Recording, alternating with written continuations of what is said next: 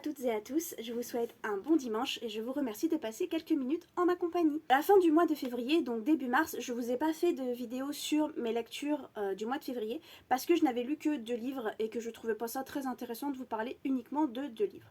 Du coup je me disais que en fin mars, je ferai un update lecture de février et de mars. C'est ce qu'on va faire aujourd'hui.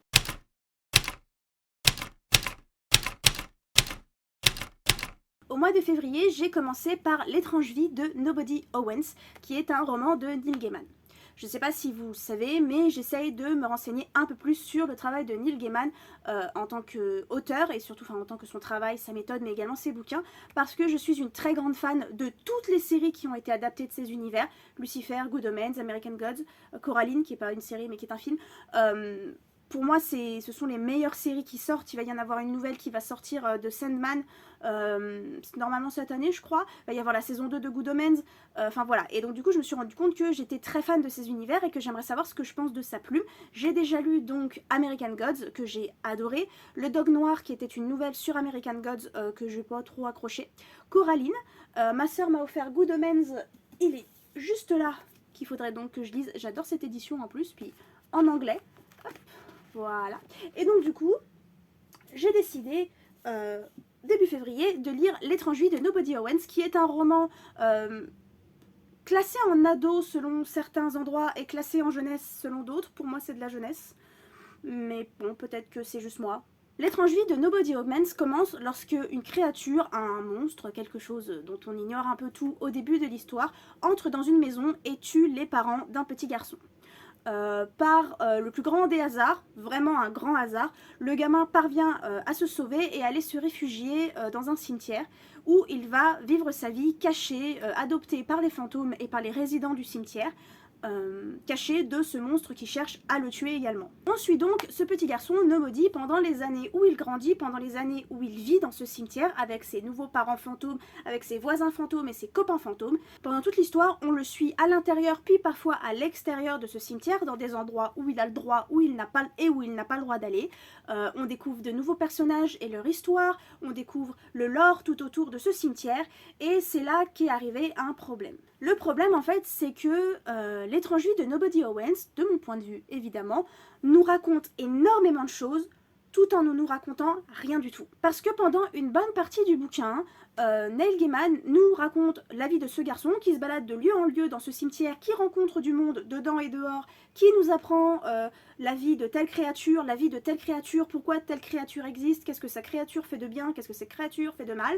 Et au bout d'un moment, on dirait qu'il s'est souvenu qu'il lui restait une trentaine de pages et qu'il fallait terminer l'intrigue. Malgré toutes les informations qu'on nous donne et malgré la plume qui est incroyable parce que c'est du Neil Gaiman, il ne se passe rien par rapport à l'intrigue, ça n'avance pas avant la fin qui du coup est catapultée parce que il fallait terminer le bouquin. Le deuxième roman que j'ai lu en février s'appelle The Lucky List et je me souviens plus du nom des personnages. Ça va être sympa. Dans The Lucky List, on suit une jeune adolescente qui a perdu sa mère il y a assez récemment et qui est toujours en plein deuil. Elle a perdu ses amis au passage, elle a perdu son espèce de popularité à l'école, ou en tout cas une grosse partie de sa personnalité très aventurière depuis le deuil de sa mère. Son père s'apprête à vendre la maison dans laquelle elle a grandi, elle a perdu son petit copain, enfin vraiment sa vie est retournée dans tous les sens. Et là se passent deux choses. De un, il y a une nouvelle jeune fille qui arrive en ville, une jeune fille qu'elle connaît parce qu'elle l'a connue quand elle était petite, mais une jeune fille qui va faire battre un petit peu son cœur quand même. Et ensuite, elle va tomber sur une liste que sa mère a faite quand elle était adolescente, à peu près de son âge, une liste des choses qu'elle voulait faire, techniquement avant de grandir, entre guillemets, la liste des choses qu'elle voulait absolument faire. Donc c'est des choses un peu ridicules, genre avoir un tatouage, embrasser machin, lire un livre dans une autre langue...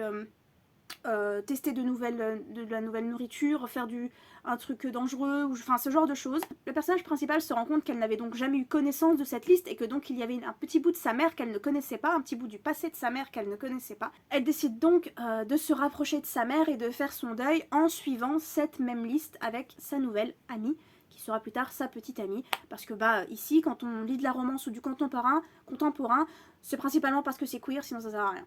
Est-ce que c'était prévisible?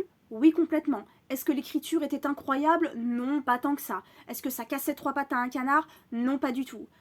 mais c'était queer. Ça va sembler ridicule dit comme ça, surtout si vous n'êtes pas concerné par la littérature queer ou par ce genre de choses, ce genre de thématiques.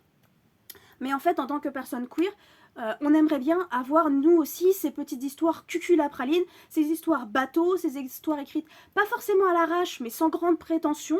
On aimerait bien que les hétéros ont, que les personnes cisgenres ont forcément. Nous, on aimerait bien avoir les mêmes. On aimerait bien avoir ces petites romances et ces petites histoires qui sont sans grand intérêt, qui sont pas forcément les meilleures histoires qu'on va lire de notre vie, mais on aimerait les avoir aussi. On aimerait y avoir droit et y avoir accès de la même manière que les personnes non queer y ont droit et accès. Du coup, est-ce que c'est du déjà vu? Est-ce que c'est du répété de romances hétéro ou de films hétéro qu'on a déjà vu probablement 15 000 fois, des teen movies, des bouquins YA contemporains ou ados contemporains? Oui, mais est-ce que ça fait du bien de le lire quand une fois tu te sens concerné par l'histoire? Carrément. Je vous conseille chaudement The Lucky List. Vraiment. Si jamais vous avez besoin d'un trigger warning sur le deuil, oui, on va beaucoup parler du deuil dans cette histoire. Donc c'est le centre du bouquin. Donc du coup, si jamais c'est quelque chose qui vous touche personnellement, je vous conseille de passer votre chemin ou d'attendre un petit peu. Mais sinon, si vous voulez une petite histoire un peu cuculapraline, un peu bateau, complètement déjà vue et complètement prévisible, moi à partir du moment où j'ai lu la liste pour la première fois, je savais exactement ce qui allait se passer à la fin. Sans spoiler, mais je savais exactement ce qu'on allait découvrir à la fin. Et ben foncez, parce qu'il n'y a pas de raison que les personnes queer n'y aient pas le droit. C'était une bonne lecture sympathique, j'ai passé un bon moment. Ensuite, on est début mars, et début mars, je termine une lecture que j'avais commencé déjà depuis janvier, je crois, parce que c'était un livre audio et que du coup j'avais pas trop pris le temps de l'écouter. C'est You Should See Me in a Crown, et en français c'est la méthode Lighty, si je dis pas de bêtises. Je vais essayer de lire plus d'audiobooks et surtout parce que j'ai découvert que Spotify, qui se lance dans l'audiobook depuis quelques mois maintenant, a une collection d'audiobooks queer assez sympathique. Alors un petit coucou, c'est la Cécile du montage. Un petit avertissement rapide. Pendant toute la vidéo, je vais dire que Lighty essaye d'entrer dans une école de musique. Et je cherchais autre chose sur le bouquin sur internet, et il se trouve qu'en fait, apparemment, c'est une école de médecine. Du coup, bah, my bad, désolé, j'ai dû écouter un petit peu d'une oreille un peu trop distraite. Voilà, ça m'arrive. Si on veut être plus précis, et c'est sûrement là qu'est venue ma confusion, l'IT cherche à rejoindre pardon, l'orchestre d'une prestigieuse école de médecine, dans le but d'étudier la médecine, mais également bah, de rejoindre cet orchestre. Voilà, c'est bon, j'ai fini. Je retourne au montage. Profitez bien de la suite de la vidéo. You Should See Me in a Crown, c'est l'histoire de Lighty, une prodige de la musique qui n'a qu'une envie, aller dans une grande école de musique. Le problème, c'est que la famille de Lighty est très précaire, ses parents ne sont pas là, elle vit chez ses grands-parents, son frère est malade et en règle générale, ils n'ont pas beaucoup d'argent. Et sa famille n'est donc pas dans la capacité de lui payer cette école. C'était jusque-là pas un problème pour Lighty parce qu'elle était censée recevoir une bourse pour rentrer dans cette école, mais il se trouve qu'au début du livre, cette bourse lui est refusée. Elle décide alors de tenter l'impossible, qui est d'être couronnée reine de la promo au bal de promo, parce que la reine et le roi de la promo se voient offrir une bourse, et que c'est le seul moyen pour Lighty d'entrer dans cette école et de toucher cette bourse, parce que sa famille ne pourra pas la lui payer. Sauf que deux problèmes se confrontent à Lighty. La première, c'est qu'elle est tout en bas de l'échelle sociale à l'école, elle n'est pas du tout populaire, pratiquement personne la connaît, et le peu de monde qui la connaissent, c'est un peu la loser de l'école, quoi. Enfin, voilà. Et il faut qu'elle monte en popularité pour pouvoir être votée reine au bal de promo. Et le deuxième problème qui se pointe, c'est que Lighty est bisexuelle. Elle est out auprès de quelques personnes, pas beaucoup, mais bon, c'est quelques personnes où, ok, t'es bisexuelle, ça me dérange pas, du moment que tu gardes ta bouche un peu fermée et que t'en parles pas trop. Et le problème, c'est que si l'école apprend que Lighty est queer, si l'école apprend que Lighty est bisexuelle, ils ne voteront pas pour elle à cause de la queerphobie ambiante dans les écoles. Et jusque-là, ça ne posait pas forcément problème, mais il se trouve qu'il y a une nouvelle élève à l'école. Amanda ou Mac, je crois qu'elle s'appelle. Et Lighty tombe complètement sous le charme de cette jeune fille. C'était une très bonne histoire, j'ai vraiment apprécié la plume de l'autrice, et c'est également l'autrice qui lit l'histoire qui lit l'audiobook. C'était très agréable, je me suis beaucoup attachée à Lighty et je me suis beaucoup attachée à Mac, Amanda. Je crois que Mac est son surnom en fait, mais là ça fait un moment déjà que j'ai lu. Ça va parler pas mal de racisme et de racisme ordinaire au sein des écoles.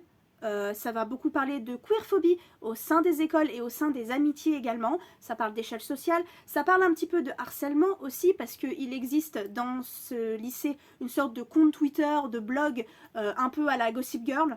Je viens d'avoir un gros flashback de mes époques collège là. L'écriture est simple mais elle est très drôle et très intelligente. Les dialogues sont super.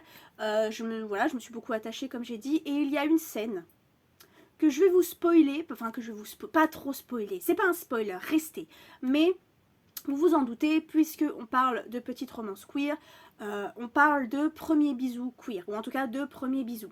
Et ça m'a fait vraiment plaisir de voir un premier bisou entre deux filles réaliste. Dans toutes les histoires que j'ai lues, moi en tout cas, qu'elles soient queer ou pas queer d'ailleurs, dans toutes les romances, le premier bisou était parfait, des papillons dans le ventre, absolument incroyable, il ou elle embrasse tellement bien.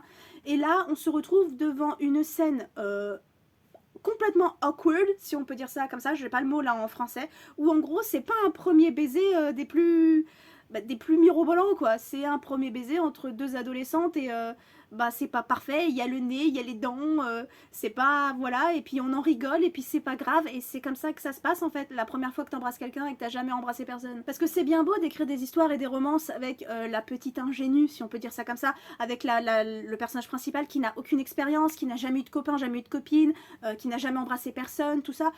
Mais dans ce cas-là, il faut rendre vos histoires, vos scènes de bisous, vos scènes de premiers câlins, vos scènes de sexe crédibles. Parce que si tu l'as jamais fait, bah tu l'as jamais fait.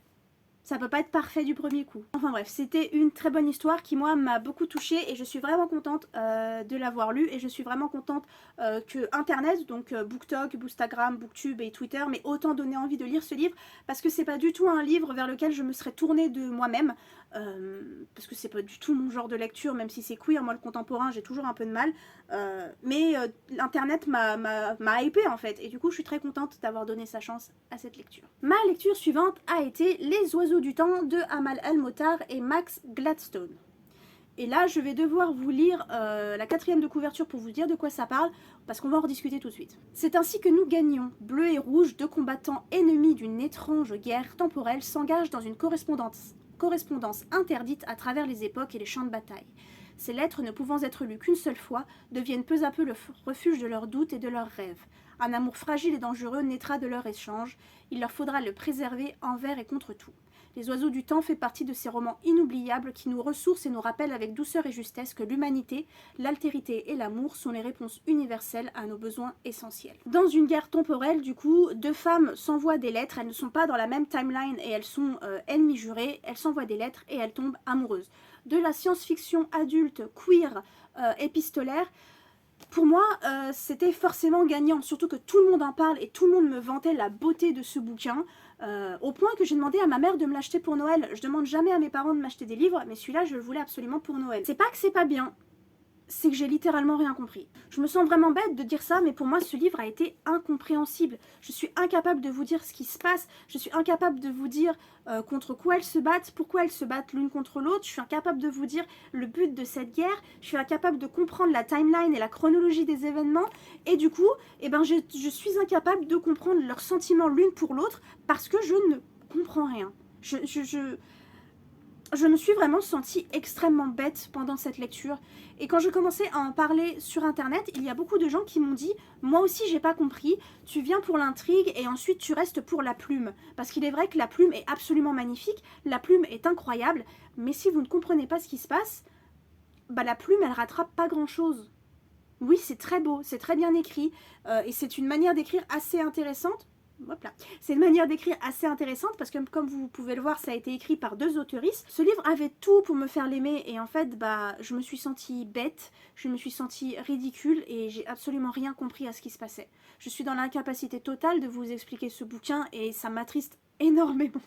Et enfin, je vais vous parler du dernier livre qui est un roman graphique que j'ai lu pour le mois de mars et je pense que là, je ne vais pas me faire que des amis, donc disons juste que c'est mon avis personnel. D'accord ? Je suis de la génération littérature sur internet. J'ai écrit sur Skyrock, j'ai écrit sur Wattpad, j'écris actuellement sur Plume d'Argent. Je trouve que le fait de pouvoir écrire sur internet et d'ouvrir un si grand champ de possibilités pour les autrices et les lectrices est incroyable, et je suis complètement d'accord pour dire que ce que l'on trouve sur internet est de la même qualité que ce qu'on trouve en librairie, et que ces auteurs et autrices d'internet devraient être publiés en librairie. C'était du coup normal pour moi de voir arriver sur les étagères des librairies et dans les bibliothèques des livres comme L'Or Olympus. L'Or Olympus, c'est un webcomic, un webtoon qui a explosé sur internet et qui est une réécriture moderne du mythe de Hadès et Perséphone. Ça a été un succès monumental, même avant de le lire, même avant que ce soit publié, tout le monde en parlait, que ce soit dans mes amis, dans ma famille, au travail, ou même sur internet, parce que je suis énormément sur internet. Il n'y avait pas un seul jour où j'ouvrais mes réseaux sociaux et où je n'entendais pas parler de ce livre. Du coup, quand j'ai pu avoir le livre sous la main, il était évident que j'allais tenter de le lire, parce que pourquoi pas, et ça a été une très grosse déception. Je suis entièrement d'accord pour dire que les dessins sont incroyables. Les dessins sont absolument magnifiques, y a énormément de talent là-dedans, je pourrais les regarder pendant des heures, c'est vraiment super beau, que ce soit les couleurs, les traits, l'humour qui se cache aussi dans ces dessins, tout ça, ce sont vraiment de beaux dessins, et ce sont des dessins qui donnent envie de savoir la suite. Sauf que quand on se penche sur l'histoire, bah il se passe rien. Le premier tome, ce premier volume en tout cas, parce que moi du coup je ne les ai pas lus sur Webtoon, je crois que c'était Webtoon, corrigez-moi si je dis une bêtise, ce premier volume de L'Or Olympus est vide. Il se passe littéralement rien d'intéressant là-dedans. Rien du tout. C'est un peu aussi un problème de la littérature sur internet, et il faut s'en rendre compte, c'est que la littérature sur internet, ce sont des chapitres courts, que ce soit du roman graphique ou de la littérature en prose. Le problème, c'est qu'il faut que ce soit court et il faut qu'on donne envie au lecteur de rester. Donc du coup, à chaque fois, ce sont des petits chapitres très courts avec un petit cliffhanger à la fin qui te donne envie d'en savoir plus. Mais il ne faut pas t'en dire trop parce que tu as une grosse intrigue à dévoiler à un moment donné et il faut être sûr qu'il y ait déjà du monde à ce moment-là. C'est toute une culture, le monde d'Internet, et surtout la littérature sur Internet. Et c'est une culture dont il faut faire partie, et je pense que en lisant L'Or Olympus sur Internet, l'expérience est différente parce que on n'a pas les mêmes attentes en lecture sur un écran qu'en lecture sur un livre. Mais vous pouvez les voir là, j'ai les 4 tomes d'Heartstopper. Je n'avais pas du tout ressenti ça avec Heartstopper quand je les ai lus sur internet, et encore moins quand ensuite je les ai achetés et lus en roman. Alors peut-être en roman graphique. Alors peut-être que du coup c'est parce que j'ai un attachement différent à l'histoire, peut-être que voilà. Mais en lisant L'Or Olympus, j'ai vraiment eu l'impression de lire du vide. Alors un très beau vide avec de très belles couleurs, mais du vide quand même. Évidemment, un très gros trigger warning sur une agression sexuelle qui arrive à peu près vers la fin du livre, qui n'est pas cru dans le sens où voilà, on voit pas vraiment ce qui se passe, mais on le devine très bien, c'est très bien dessiné, et surtout au niveau du trauma qui commence à s'installer en Perséphone et au niveau des sensations et des émotions qui la traversent à ce moment-là, c'est très, j'ai pas envie de dire pur, mais c'est très... là pour le moment j'ai le mot réaliste en tête, mais réaliste il me plaît pas. Je pense que beaucoup de personnes vont se reconnaître là-dedans. Parce que la manière dont ce viol est écrit, la manière dont ce viol est montré, c'est une façon d'agir, je pense pouvoir dire ça comme ça, qui est très très courante, parce qu'on a dans l'idée que les viols se passent principalement dans des rues sombres, un soir, par un inconnu, alors qu'en réalité, la plupart du temps, ça arrive par des personnes en qui on a confiance, des personnes qu'on connaît et qu'on ne pensait pas qu'ils nous feraient ça, en général parce qu'ils nous ont drogués, alcoolisés, et également parce qu'au bout d'un moment, avec la peur et la sensation de honte et ce genre de choses, on finit par se laisser faire, ce qui finit par ancrer en tête en fait que c'était de notre faute, que tout ça, alors que bah non. Voilà, si jamais c'est quelque chose qui vous est arrivé, que vous ayez abandonné et dit oui parce que vous aviez peur, que vous étiez alcoolisé, que vous connaissiez cette personne, que vous ayez flirté avec cette personne avant, enfin non, vous n'êtes pas, vous êtes victime et ce n'était pas de votre faute et votre corps vous appartient et voilà. Ça paraît un peu idiot dit comme ça, hein, mais on sait les discours qui se retournent contre nous et on sait les discours que la littérature et les livres gangrènent, je sais pas comment dire, mais parce que beaucoup dans la littérature, on voit des viols et des agressions sexuelles qui sont pas décrits comme des viols et des agressions sexuelles, et même sans le vouloir, ça alimente une certaine narration dans la vraie vie sur ce que sont les viols et les agressions sexuelles. Et donc pour donner un bon point à Laure Olympus, en tout cas pour le moment dans ce volume 1, parce que je n'ai pas lu la suite et je ne pense pas lire la suite, j'ai trouvé que c'était bien fait. Mais du coup, bah ouais, un gros trigger warning. Et puis non, c'est pas que je vous conseillerais pas de lire Laure Olympus, c'est pas ça que je sers, c'est pas pour ça que je fais ce genre de vidéos. Au contraire, j'ai plutôt j'ai toujours plutôt l'envie de démarrer des débats et de démarrer des discussions, donc même quand je donne des avis négatifs, j'ai qu'une envie, c'est que vous lisiez ces livres pour qu'on en discute. Mais voilà, pour moi, Laure Olympus, ça ne l'a pas fait du tout. Ça se lit très vite, hein. C'est un gros pavé, mais moi en une heure et demie, j'avais terminé. C'est voilà, c'est un non. Je vous souhaite comme toujours un excellent dimanche. N'hésitez pas à vous abonner si vous êtes toujours là mais que vous n'êtes pas abonné, ça me ferait vraiment plaisir. À partager et à commenter vos dernières lectures, ce que vous avez pensé de ces livres si vous les avez lus. Si vous n'êtes pas d'accord avec moi, vous avez également tout à fait le droit de le dire, évidemment.